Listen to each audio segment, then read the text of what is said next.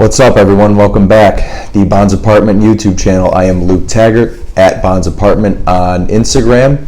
Thank you guys for tuning in for yet another video. This one is going to be a good one. This one is about how I was able to finally get this bad boy, the Omega Seamster 300M Professional from Goldeneye. So this video is basically going to explain the 20 plus year journey it took me to finally get my hands on this watch, and I think it's going to be a little different than things you've seen before when it comes to something like this. So I hope you guys enjoy, and I'll see you in a minute.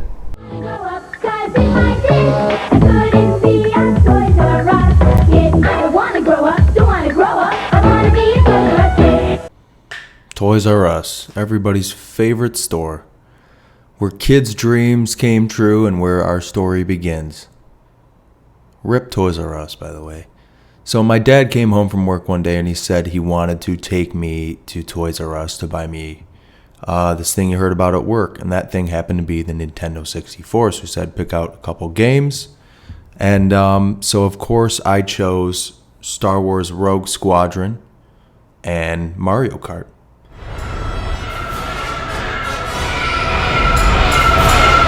Fire on road, good shot, hope attached. Two classic games, of course, but then eventually, through friends, I discovered none other than Goldeneye.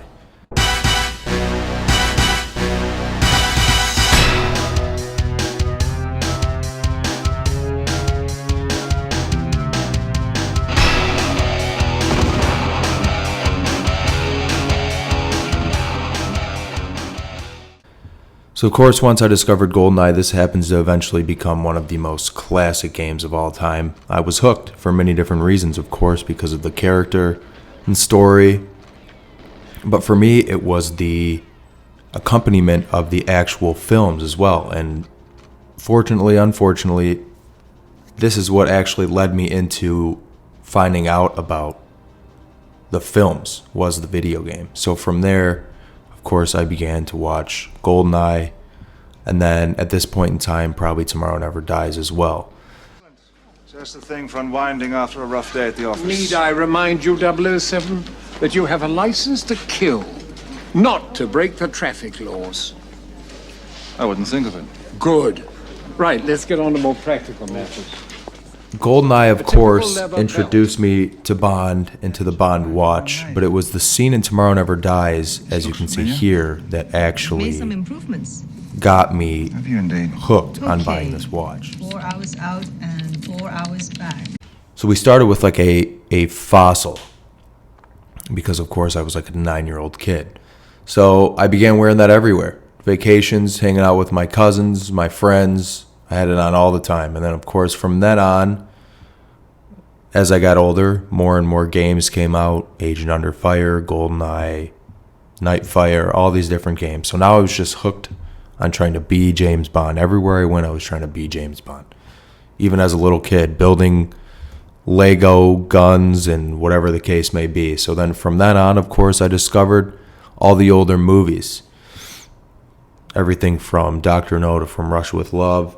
And then the newer films would come out as I got older. The World Is Not Enough, Die Another Day, which Die Another Day was actually the first Bond film I was able to see in the theater. So because I was younger, I didn't know too much about watches. And of course, I was still young, so the money wasn't there. So we started with the Michael Kors.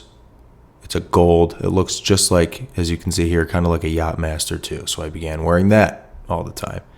Then I discovered you can buy fake watches online. So we got involved in a lot of the fake watches, unfortunately. So we've got the fake Rolex Submariner, a fake Yachtmaster, and then we got smart and got a fake Omega Planet Ocean. And that one actually has, as you can see, you kind of can't really tell in this picture, but it says 007 on the face. And then from there, my first real good watch would be this Shinola Runwell, which was a gift. This actually became my daily watch for a long time. But then at this point in time was when I decided to start trying to collect watches. So, of course, one of the first ones you get is a Seiko 5. these are great watches. These are highly touted collectible watches. They'll last you forever, and the price point is ridiculous. Then from there, the Timex Q, no affiliation with James Bond, but of course, when it says Q, you have to get it. Then from there, the Tissot Gentleman. So this is a cost-affordable version of an Aquaterra. This is a Powermatic watch. It's a beautiful watch. And then lastly, one of my most prized possessions is this Tag Heuer given to me by my dad. He and I actually have matching watches, as you can see here.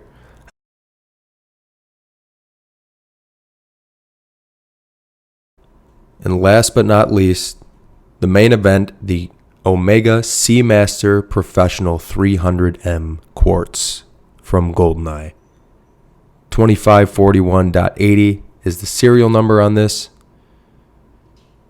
Main features: the date window, the screw-in crown, and the helium escape valve. Everything is stainless steel, 20mm stainless steel bracelet, stainless steel case. The case diameter is 41mm. Blue dial, blue face, scratch-resistant, domed, anti-reflective crystal, water-resistant up to 300 meters. The movement is the Omega 1538 Quartz Precision Movement. This watch was my grail watch. This was the watch that I had wanted. As you can see, the journey summed up in about 10 minutes here. This is the watch that I've wanted for a long time. And for me, it was worth every penny. The main thing with this watch for me is when I see this watch, to me this is the quintessential Bond watch. I know that's up for heavy debate, but I think there's a pretty high number of people who would agree with me. This watch just screams Pierce Brosnan to me. Even Daniel Craig had something similar in Casino Royale. One of the best parts about this watch is it can be used in pretty much any situation. You can wear it in a black tie event, you can wear it with a suit, and then you can do what I've done here. You can get the Hirsch leather strap, also seen in Goldeneye, or you can get a NATO. There's many NATOs that fit in this, obviously, but of course here I've got the Omega blue NATO with the gray down the outside. Just a very versatile watch too. The main reason I picked this one, of course, when the time came, when I was about to make this purchase, I was looking at some other watches, including the Planet Ocean, as well as an Omega Speedmaster. But for me, this was a must-have. This was not just a watch to me. Like I said, it's a time capsule. Not just a timepiece, but it's like a time capsule for me. It just reminds me of being a kid. It just having it in my hand and owning it has kind of easily been a perfect culmination of all this time that's gone by, of years and years of wanting it. So I knew that if I didn't get this one as my first true luxury watch purchase, that I would be doing a disservice to myself. So that is the main reason that this was the watch that I bought first. Of course, I had to buy this watch pre-owned, as this watch is from 1995-96 time frame. So of course it's not made new anymore.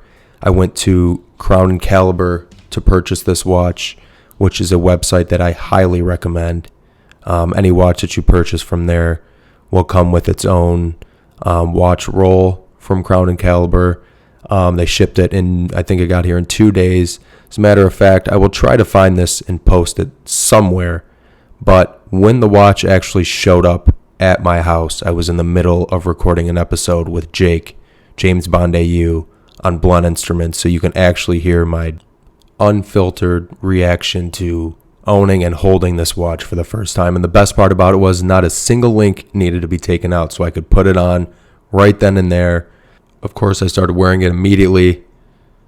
Wherever I went that night, I had it on. Couldn't even tell you where it was, but it was just, there was no better way. I couldn't have drawn it up any better for it to show up doing the podcast like that, getting the reaction on audio. It was just an amazing way to get this watch. So thank you guys for tuning in. That was the story, the long, drawn out, 10-minute long version of that story of of how I was able to finally get this Omega Seamaster 300. Every part of that story is true. It was a long journey for me. It was something I've wanted for a long time, and you know, being able to finally get it and being a part of this Bond community when I finally got my hands on it was really special. So I hope you guys enjoyed this video, and I will see you next time.